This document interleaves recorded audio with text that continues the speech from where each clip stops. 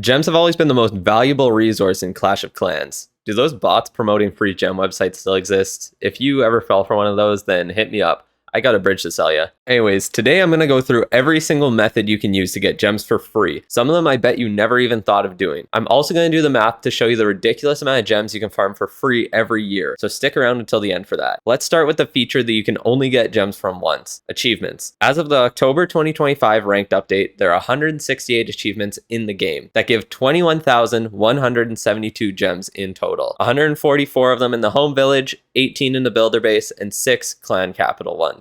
Almost all of these you will slowly accomplish over time. I went over some of the ones you can easily complete in the early game in my last video on my free-to-play account. Make sure you're subscribed so you don't miss any of my videos. I'll be going over all the achievements I go for to get the 5th builder as quickly as possible in my free-to-play series. Now that the old trophy system was removed, you can't just push to champion to quickly get 3,250 gems in the early game. You'll get those gems over time as you push through the ranks. The new ranked achievements do give 3,600 gems, so it is technically more, but it will take you quite a while to push up to Legends League. So let's talk about the original way to farm gems, clearing obstacles. Most people know that when you clear obstacles, the amount of gems you get isn't random. It's actually on a cycle. However, there's actually 2 cycles. One that the original obstacles that are in your village when you create your account give gems based on, and one that spawned obstacles follow. The builder base functions the same way and has its own cycles that work independently of the home village ones. There's 50 original obstacles in the home village that give a total of 51 gems when they're all removed. Yes, that does include the stones that will never respawn. The builder base has 60 in stage 1, but for some reason 3 of them count towards the spawned obstacle cycle when removed. We don't know which ones exactly, but the devs did confirm they are stones. If you add up the gems that you receive in one cycle, it gives 40 gems. Since the cycle is 20 obstacles long, the average you get per removed obstacle is 2 gems. If you add the 3 obstacles that count towards the spawn cycle as 2 gems each, clearing stage 1 of the builder base will give you 125 gems. Stage 2 has 70 original obstacles, and removing all of them gives you 141 gems. Every 8 hours, 1 new obstacle spawns in the home village and 1 in the builder base. It can spawn on either of the stages once stage 2 is unlocked. In the home village, there's 1 special obstacle, the gem box. It spawns once in the first half of the month and again in the second half. If you already have one, it will not respawn. However, you can turn one into a decoration with a shovel of obstacles and have another one spawn in. It's also the only obstacle that can spawn directly touching a wall or building. Every other one needs a 1 tile space in between it and the structure. When you remove it, you get 25 gems. In total, from removing obstacles in, let's say, a 30-day month, you can get a total of 410 gems, which really is not bad for just logging in every once in a while. There is a limit to how many obstacles can spawn of 45. Since 3 spawn every day, as long as you log into the account once every 2 weeks to clear them out, you'll be able to keep regular obstacles spawning and the gem box as well. You don't even need to use builders to remove them anymore, so it's really easy to keep on top of that now. Next is something that takes even less effort than that, the gem mine. When it's maxed out, you get just over 5 gems a day, which does add up. One thing you might not have realized is that the clock tower boost does actually affect the gem mine's production rate. At max level, every boost gives you nearly an extra gem every day. It boosts the daily production rate to nearly 6 gems a day, or almost 179 gems in a 30-day month. That's everything that gets you gems without sacrificing anything. Well, other than rocks, I guess. But you can get gems in a few other ways, like selling magic items. I like to sell anything that doesn't actually give progression. This is a word that I like to use a lot, so let me define exactly what I mean. When I say something gives progression, I mean that it saves you upgrade time in some form. It could be a builder potion that makes your builders work faster for an hour and save you 9 hours per builder, or a book that instantly completes an upgrade. Another big one is the Goblin Builder, and since it costs a flat 40 gems per day to work, it's a way to convert gems to progression, and it's way more efficient than spending gems to instantly complete an upgrade. Whenever I talk about using gems for progression going forward, I'm talking about using the Goblin Builder or Researcher for 40 gems per day, since that's by far the most efficient use for your gems. So with that being said, the magic items that you should never sell are books, hammers, and builder, research, or pet potions. All of these give progression and can help you max out your base faster. If you have not unlocked the 6th builder yet, you can use the clock tower potions, but once you have it, just sell them for gems. Power and hero potions are nice to have. I like to keep some for CWL, but other than that, you really do not need them. They're only needed very temporarily when you get to a new town hall, or if you really like playing different strategies on a rushed account, but for 99% of players, just sell them. them. Shovels of Obstacles give 50 gems each, so I always sell them, but if you really like collecting obstacles, then definitely just use them for that. The gems you would get from it give you 5 hours of progression, so do what you want. Runes of every type I always sell. It's really easy to farm loot now with the Clash Anytime update and with the new battle mode allowing attacking without losing trophies, but if you actually have a job or touch grass, you might want to use them to pop books or just skip grinding for a bit. However, wall rings, builder star jars, super and resource potions only give a small amount of resources or remove the need to spend them, so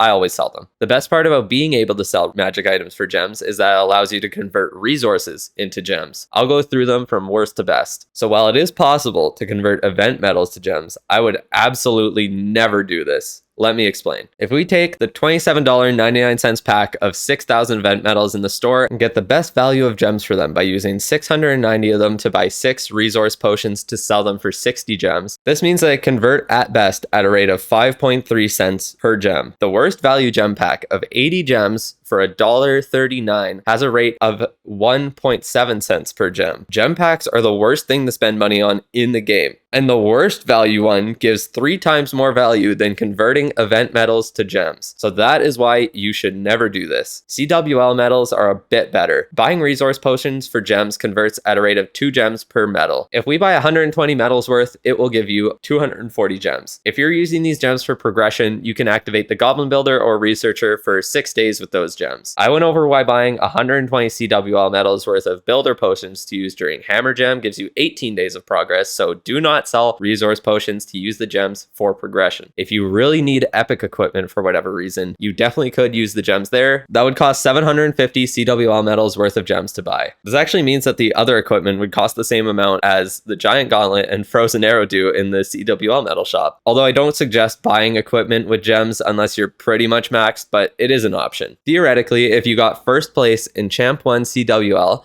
and got given the bonus medals, you would get 613 medals or 1,226 gems per month from that. Now, the best resource to use for gems, raid medals. This is the only method I'll be using other than just farming them naturally on my free-to-play account. If you join a maxed Capital Hall 10 clan, you can easily get 14 to 1,500 raid medals weekly. If you get 1,420, that's enough to purchase all the wall rings, clock tower potions, and resource potions from the raid medal shop. I'll put their conversion rates on the screen. Doing this gets you 135 gems a week. I know it's not exact, but let's say with 4 weeks in a month, you'd get 540 gems. I'll just be spending 775 medals on the wall rings and sell them for 75 gems a week until I unlock the 5th builder. After that, it's better to buy research potions or pet potions for progression. Spending those gems on the Goblin Builder or Researcher is 45% less efficient. And make sure you buy the Starry Ore every week. If you don't, you'll get to a point where you're maxed out on Shiny and Glowy Ore for a full year before you get enough Starry Ore to max out your equipment. So when I said you can convert resources to gems, you weren't thinking I meant like gold or elixir, right? Well, actually, I did. Unfortunately, this wasn't some huge buff to the alchemist you missed. It's actually really simple. If your storages are full and you try to claim gold, elixir, dark elixir, builder gold, builder elixir, capital gold, and even ore from the event pass, it'll let you claim it as 5 gems instead. If you take the free season pass and sell every magic item that does not give progression, you can get 70 gems a month. If you also sell the resources, then that's another 55 gems, giving you 125 every month. If you buy the gold pass, you can sell the same things there for a total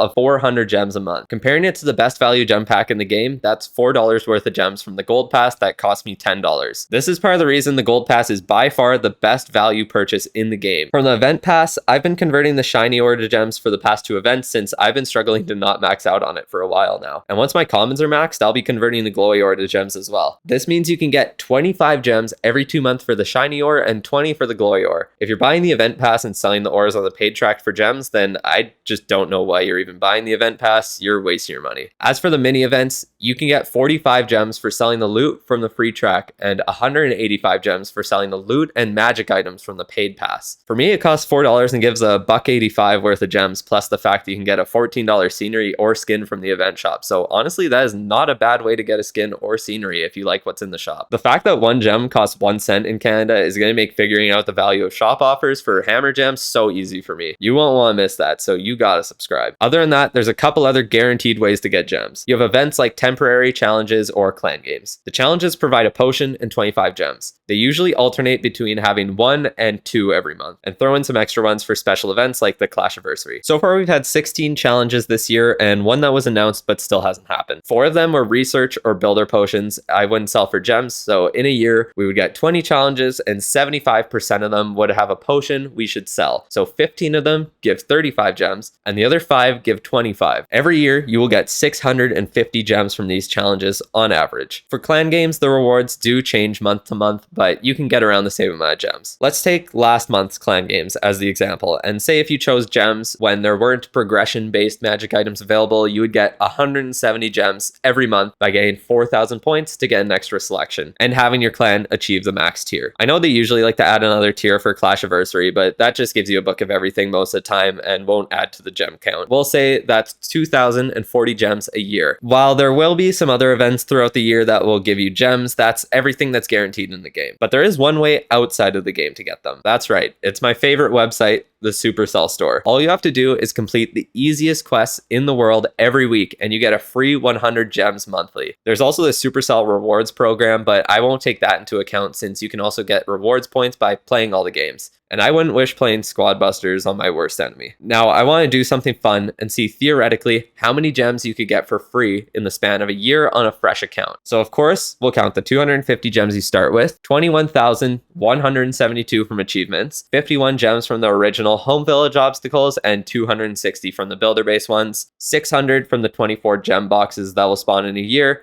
4,380 from the spawned obstacles in both villages, 2,190 from the gem mine. That's the same amount you get from the obstacles in either village. I wonder if they planned for that. Also, yes, I know you wouldn't just start with a maxed out gem mine and clock tower. I said theoretically, okay? Anyways, let's keep counting here. Converting the CWL medals from winning in Champ 1 and getting the bonus gives you 14,712 gems. You get 7,020 from converting raid medals to wall rings, clock tower potions, and resource potions to sell every week, 1,500 from converting everything in the free pass to gems, 270 from converting the ore in the event pass, 270 from converting everything in the mini event pass, 650 from the challenges, 2,040 from clan games rewards, and last but not least, 1,200 gems from the Supercell store. Oh, and let's say you spent the 1,000 Supercell rewards points you start with on 5 resource potions to get an extra 50 gems, because you really need a couple more. This would give you a grand total of 56,615 gems in 1 year. That's $566.15 worth of gems. Even just the spawned obstacles, gem box, gem mine, challenges, clan games, and Supercell store gems that take practically no effort give you 11,060 gems over the course of a year. That's not including things like converting the pass rewards or any other events during the year. Never mind achievements that you'll get as well. That's enough to single-handedly unlock every builder and max out the builder's apprentice, or max out the lab assistant and buy a couple epic equipment. Let me know if you want a guide of what to spend your gems on. They're by far the most important resource, but it's super easy to waste them. Just try to save as many as you can to use them on the Goblin Builder and Researcher during Hammer Jam. That'll be the best value you can get for them by far. Let me know if I missed any gem farming method. Obviously, I didn't mention freebies in the store or temporary events. I just wanted to cover things that are confirmed and consistent. Please subscribe. I'm almost at 6,000 subs, which is crazy. I'm hoping to get to 10,000 subscribers before Hammer Jam, and I'll definitely have a lot of tips on how to get as much value as you can from that event. Come join my Discord as well. It'll be linked in the description. Have a good rest of your day. I'll see you later.